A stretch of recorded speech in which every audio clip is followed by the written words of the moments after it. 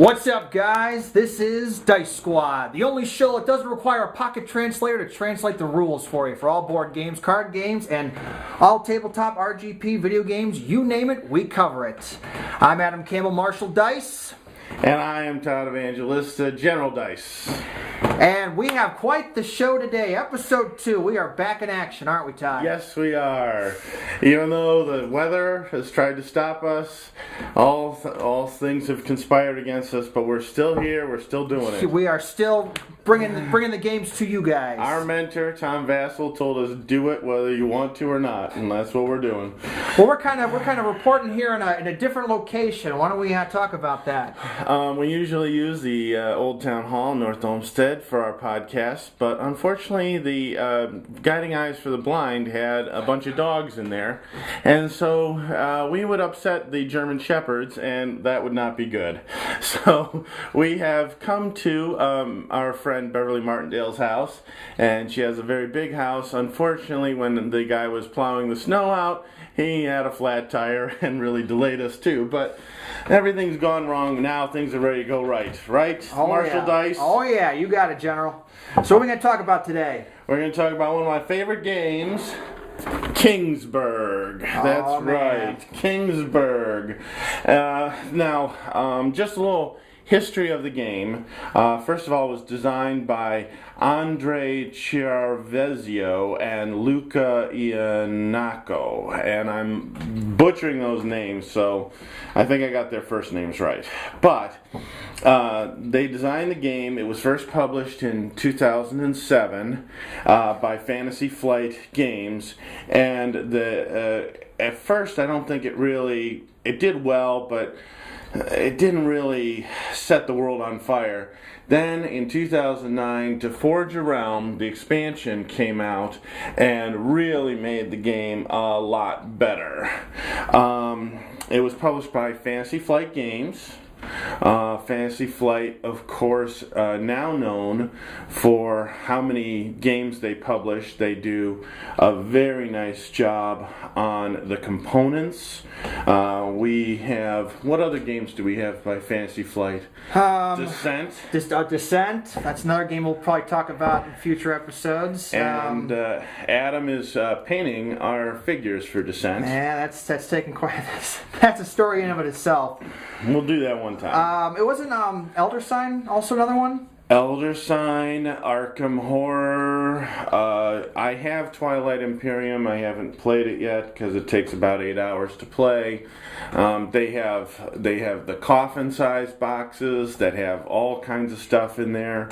They are very well known for great components and great art, and just having the finished product look very, very nice.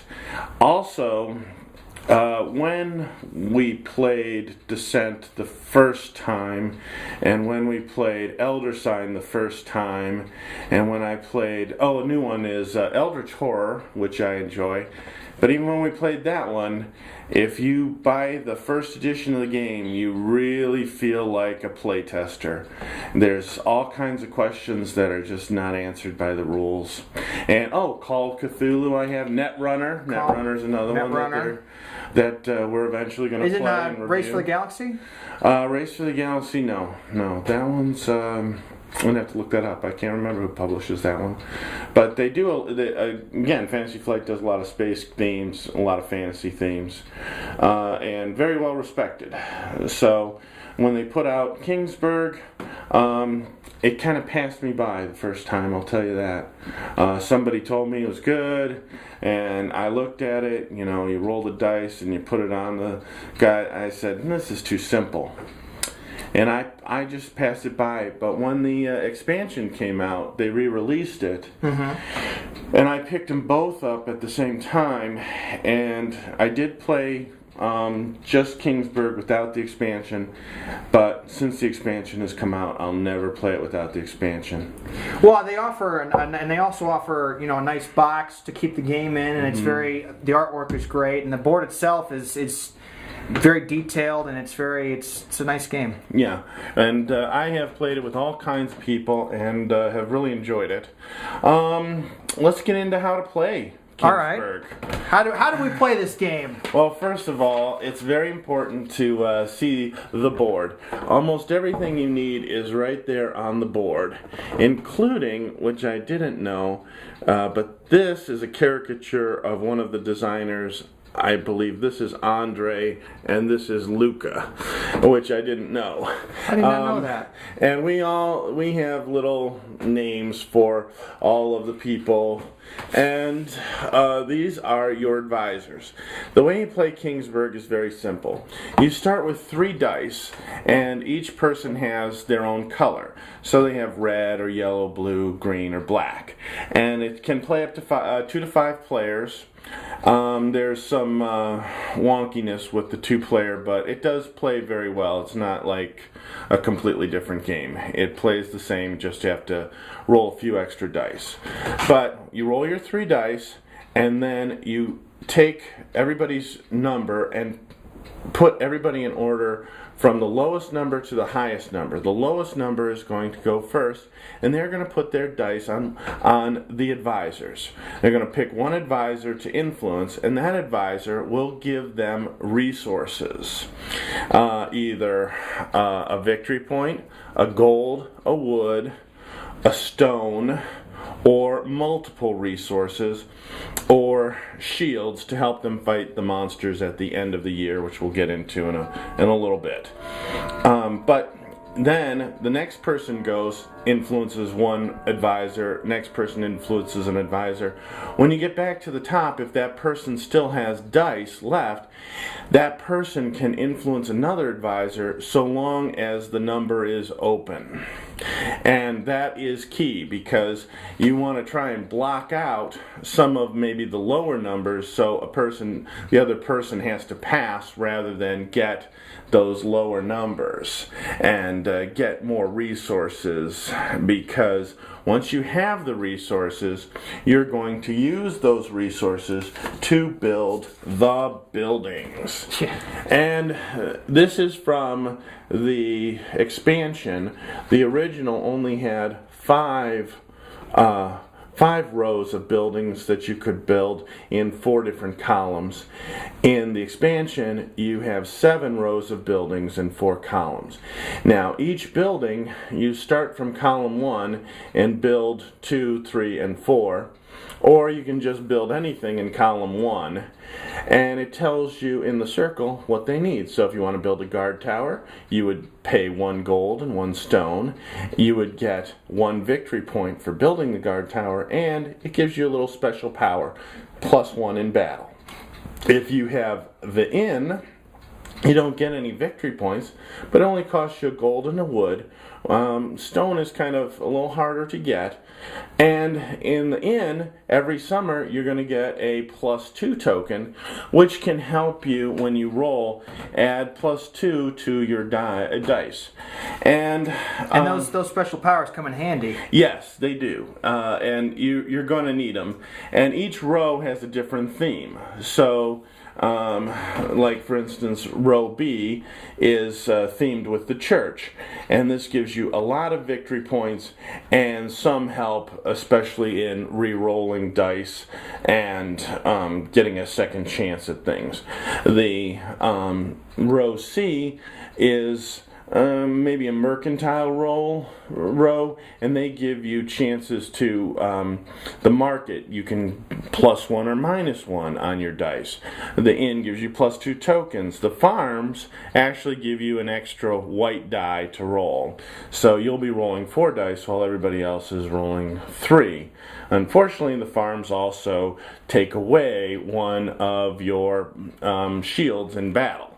And maybe that's what we should get into next, because there are 3 growing seasons when you can influence and get resources and build. That is spring, summer, and autumn. But in wintertime, you must fight the monsters. And just like Game of Thrones, winter is coming, yeah, and the monsters are coming. You have to take arms and go do battle. And if you lose to them, you are going to lose a lot. They have on their cards, they have a number. And it'll tell you, you'll know in year 1, those monsters are going to range from number 2 to number 4 strength. All you have to do is, if you equal that strength, you do not lose anything.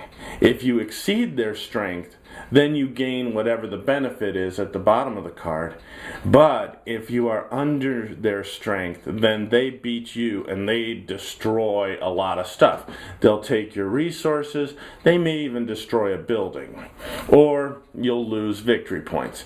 And that is the key, because after 5 years, whoever has the most victory points in the game is going to be the winner. Also, if you defeat the monster and you had the highest number of any of the other players, you also gain a victory point for being the most glorious in battle. And there's an entire military row, which includes the fortress in column 4, which gives you a +1 victory point when you defeat the monsters. So what kind of monsters are we talking about here? Well, zombies are usually the toughest, but they don't destroy much. You lose victory points. Goblins are usually pretty weak, but when you lose to them, they take a lot. There's orcs. Dragons. In the higher last year, then you have, instead of zombies, you're going to have demons, you're going to have, and then dragons, you're going to have barbarians occasionally, and they will also ramp up their strength. And the barbarians, the dragons, the demons, and I can't remember the last one. Just all around, just bad guys. Yes, the last year runs up to a 9-point monster, which is the dragons. And if you lose to the dragons, you're probably going to lose the game, because they will cost you a high amount of victory points. And then, but you can use reinforcements. Yes. You can buy reinforcements. Any 2 goods of your choice will buy you another shield. Also, if you influence the soldier with a 5, he'll give you a shield. The master of arms will give you 2 shields. And the king. And the king will give you a shield. Well, you also get, I think you're also forgetting the bag of tokens you get also with the reinforcements. Oh, yes. Well, that's in the expansion. So let's talk expansion. First thing that the expansion does is it gives you an expanded number of buildings. Then it also gives you a whole row that you can, a variant row that you can pick out. So everybody gets 2 random rows. They can pick both, place it on their sheets. They can pick one or none. And then everybody is playing off of a different board. Also gives you a little variety. For instance, wouldn't you rather have a griffin ranch than a stable? I would. But the griffin ranch is great if you roll low. But also, instead of a sawmill, I like to have the basically the gladiatorial combat row, so that you can have an arena and you can take those guys who do well in the arena and use them as soldiers. And my favorite has to be the Wizards Guild. I like that one. That one's also nice. Yes, you can't beat it. It's +2 in battle, helps you, and it comes right if you build it in the 5th year. +2 could mean the difference between winning against the dragons and losing against the dragons. You also get 2 more. You get a governor. So you can either bid on who gets what governor, or you can have deal 3 out to each person. They pick which one they want. And the governor gives each person a special power.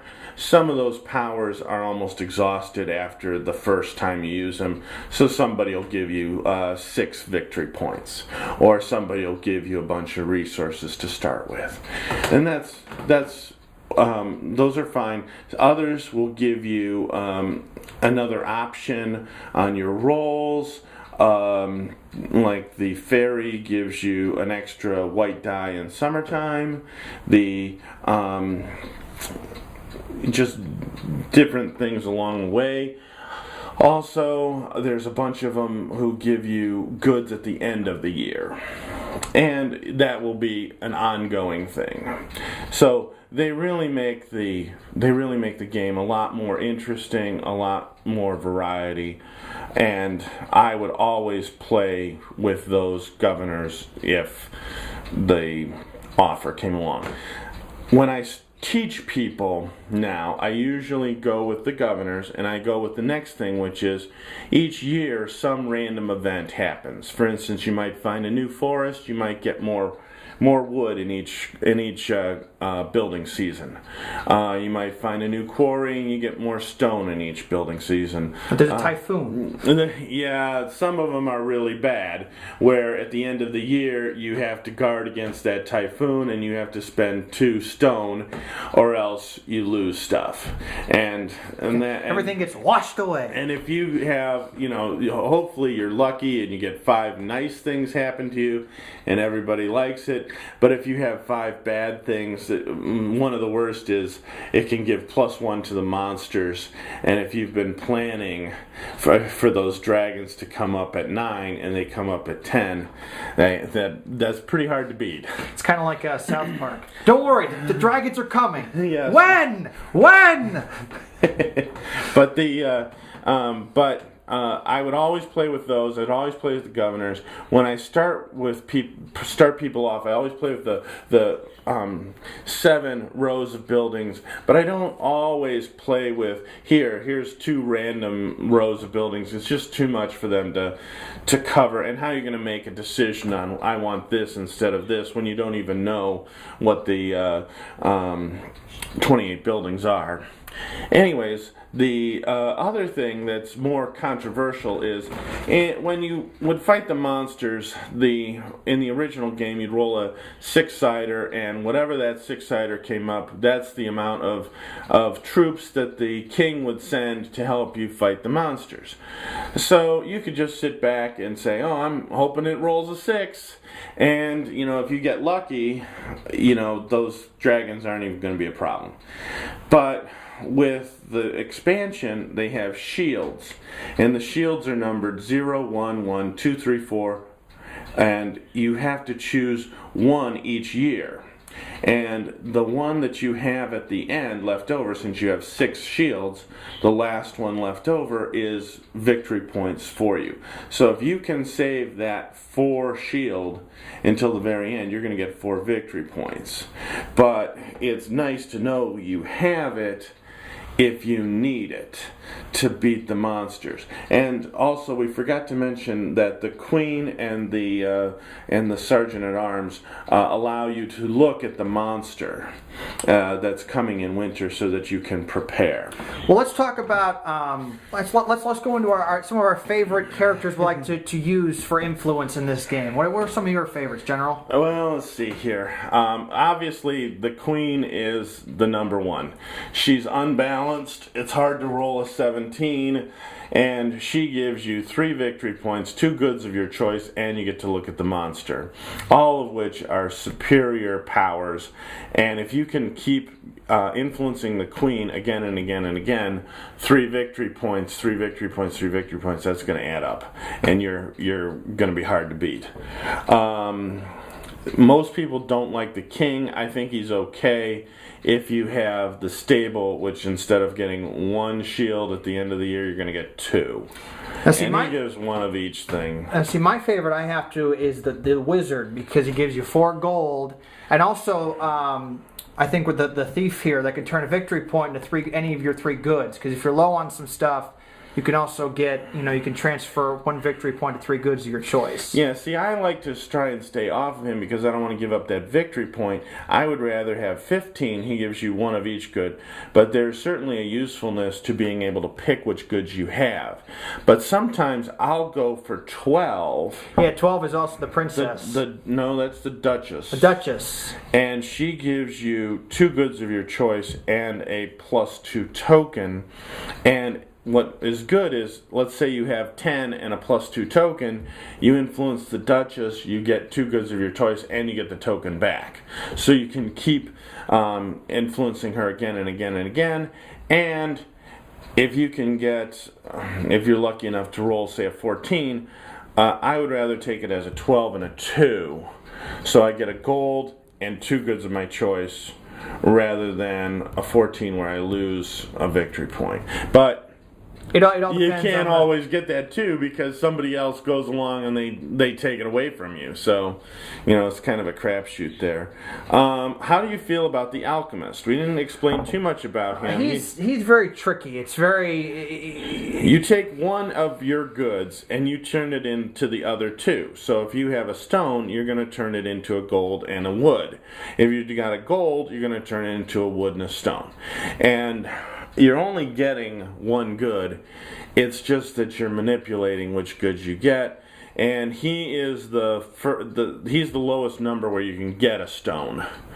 And if you need stones, say for your defenses, whatnot, yeah, he's the one you have to go to. Or 7 isn't bad either. 7 is you get a good of your choice and a +2 token. But I would have to say the one I usually choose the most is number 9, the elf. She gives you a wood and either a gold or a stone. And same goes with the dwarf, it's just the flip side.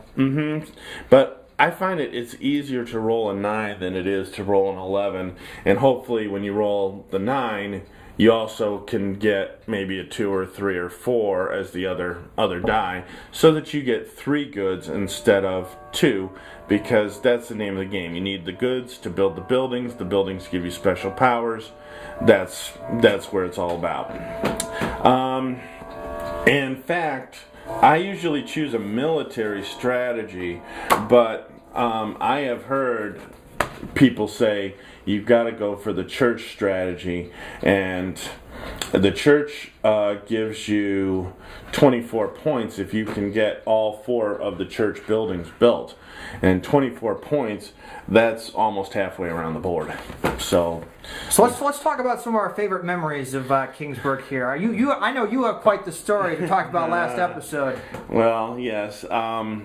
There was a question about one of the governors in the expansion, and his name is the Sorcerer, and his card says that he allows you to build 3 buildings in the leftmost column. And so when it came down to it, I ruled that the leftmost column was whichever was available. So if you had built something in the first column, you could now fill up 2, 3, and 4 as each one would fill in. This caused a bit of unbalance because the guy is very powerful that way, and other people did not like that. But the governors are very unbalanced. Some are, you get one thing at the beginning and hopefully it helps you. Sometimes you get nothing until the end and hopefully it helps you. But others are very, very powerful, and you just have to recognize that. And I felt this was one of the guys who's fairly powerful. And the way he would be balanced is you would bid on him. Of course, he's worth, a lot of... You bid on him with victory points. So instead, you would maybe start 6 victory points in the hole. And hopefully, in round 3, when you get to build your 3 buildings, yeah, he's great. I put this out on the Can you talk to the forum. developer about this? Well, Luca is somebody who hangs out at the BGG forums and answers the Board Game Geek forums, answers a lot of questions about Kingsburg and the games because he is the designer. And I asked the question about the Sorcerer, and it turns out that leftmost meant column 1. And I said, well, then why didn't you put column 1? The reason I interpreted it to mean not just column 1, but whichever one was the empty, was because you had written leftmost. And he wrote back that he didn't think, they didn't imagine that anybody would argue over the meaning of the word leftmost. But I wrote back to him, have you ever met any gamers? And because we know that a gamer is going to argue about the meaning of add or plus. A gamer can argue about any kind of rule. Anything to get a little advantage. Yeah. And he wrote back that he was sick of arguing with so-called gamers, and I, he told me to have a nice day. He was basically, good day, sir. And I said, well, I was having a good day until I realized I'd angered the designer of one of my favorite games. But you are the weakest link. Goodbye. I know it was very much so. But thank you for critiquing my game. Have a nice day. Well, you have to understand too, is I come from the role-playing gaming side. So if in your role-playing game they say you have to play a game this way, it's open to debate. We'll see. If it works, it works. If not, we'll come up with our own version. We'll throw in, homebrewed rules are the norm in role-playing games. So when he told me this, I said, well, I still want to try and fix the guy, and I continued to talk about it. Well, somebody supposedly came to my defense and said, hey, you don't have to be so snippy when you're answering these questions. Oh boy, did that not make him happy when that person came out with that. And so I just ignored it, and hopefully if I meet him at Origins or something, hopefully I'll be able to smooth it over with him. But hey man, no hard feelings. But love your game. My idea is that just because you're the designer doesn't mean that you have the last word on how we play the game. And if you look at some of the other designers for Fantasy Flight, like Arkham Horror, there are lots of homebrewed rules for that, and they put it out and, hey, why don't you play it this way or give this way a try? And so the variant rules are pretty out there.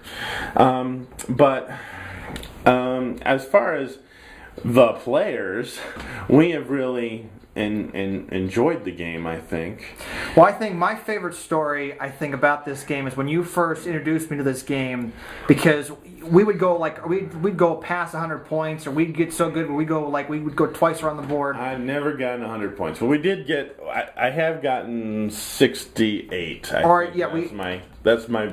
It ends at 60. Well, I remember is that I think you had shown me. I liked this game because you had shown me this game. I remember I think the second time we played this. Because we had those little point tile things. Yeah, we had the shields. And I had thought I was going to win, and because I was already ahead of General here, and last turn I think I was. You were a couple of points ahead of me, yeah. And I thought I had won, so I was like, all right, I win. And then all of a sudden, General goes, oh no, wait. Turn in your shields. Turn in your shields. And I'm like, what shields? And he's got, you're supposed to, you can turn them in for victory points.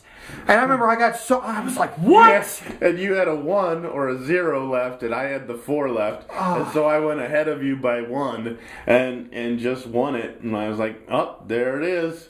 And so many times, that's why I like those shields, is so many times you can pull out that last victory, I still think you just made up that rule to win. No, it's in there. In fact, though, that is one of the good points of the game we should mention, is if you have experienced, non-experienced players and they play well, they're looking to get the buildings and whatnot. During the mid-game, the pieces can be all over the place as to where you are in your victory points. But at the end, you can really close the ranks. And I had one game where the person in last place was on 41 and the person in first place was 45. And there were 5 players. So each one was separated by 1 point. And I've had it come down to even tiebreakers where you have to look at who has the most resources and who has the most buildings to break the tie. So, what are your thoughts on this game? Oh, I'd say it is usually, it's definitely in my top 5.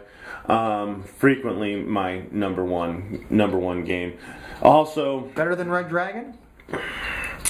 I don't play it as much as Red Dragon, but yeah, I like it. And in fact, I do play it on the computer too. There's a computer version of it, and I play it on the computer, and I just love it. I would also say this is in my my top 10 games. This is a pretty nice game. But I also use it to get people involved with gaming. I use it as a gateway game because it's fairly simple to understand. Maybe it's a little hard when you can't see the board, or but usually people start out a little confused, but after the first year they're ready to go. They know what they're doing, and they are into the game. And so I think that's one of the perfect things about a gateway game. It gives you all these options. The battle is tight between who wins, who loses, and at the end, at the end of this one, you say, "Well, I'd like to play that again." And I think that's good for gateway games. So, scale of 1 to 10. I don't like to give out 10s. 9.5? I give it a solid 9 for sure. Okay. Solid 9. I'd give it more of an 8 out of 10. Oh, but we should talk about improvements. Obviously, I think it's Fantasy Flight. They like to do expansions. And I would like to see another expansion for this game. It's been since 2009 that we've seen. It's been over 7 years. Yeah, and 7 years it came out. In 2009, the expansion came out. It's time for another Hard to believe, expansion. 7 years ago. Yeah. What do you think about what would you do to expand the game, improve the game? Take out the shields. That's Take out the shields. That way, if you're winning, and all of a sudden, oh look, I weighed 4 points down, I win. I think. Shields. Well, you don't have to play with the shields. I like to play with the shields because it has more of a planning aspect to it rather than a random aspect. And I would say I would like to see a die numbered, a 6-sided die with the numbers of the shields to roll for who gets, for what you get to your reinforcements. So you could get 0, you could get 1, 1, 2, 3, 4, 5. Or 3, 4, and you would roll the die, and it would be more likely that you would get 1 or 0 than you would get the higher numbers, but you could still get the higher numbers. So there would be some randomness, but it wouldn't be a gimme to fight those monsters. That would be really nice, I think, and would help people who don't like the randomness versus the people who do. I would like to see a secret missions, so that, for instance, if you had a secret mission that you had to get 10 shields sometime during the game, you would have to have a 10 in battle in the game. Well, then, when you got that, you would get like 5 victory points or something like that, and you could, look what I got. Or, the forester, collect wood. If you have 5 wood at one point during the game, bam, you put down your card, you get so many victory points for that. I think so that it wouldn't really destroy the game, but it would give you like almost a side game to get extra victory points, especially if somebody's pulling way ahead. You might want to have that ability to like jump ahead too. So your final thoughts on the game? Oh yeah, terrific game. I think they can do some improvements. I like to see different monsters, or maybe the same monsters but with varying aspects to them. No shields. Yeah, but the monsters are really a great part of the game. I really enjoy it. But you can, you can roll the die if you want. There's another way to do it, is to roll 2 dice and subtract the lower from the higher too. So let's talk about next episode. Yeah, what do you wanna review? I don't know. What seems to be a good game we could maybe cover? Well, Pandemic has been getting a lot of press, and I have been playing Pandemic since it first came out, and I'd like to see that one done. Okay. And I have much to say about why they changed the backs of the cards so that I have to buy a new game. So another story, huh? Yeah. Alrighty. Well, like all good board games, this one has to come to an end. I'm Marshall Dice. I'm General Dice. And this is Dice Squad. Later.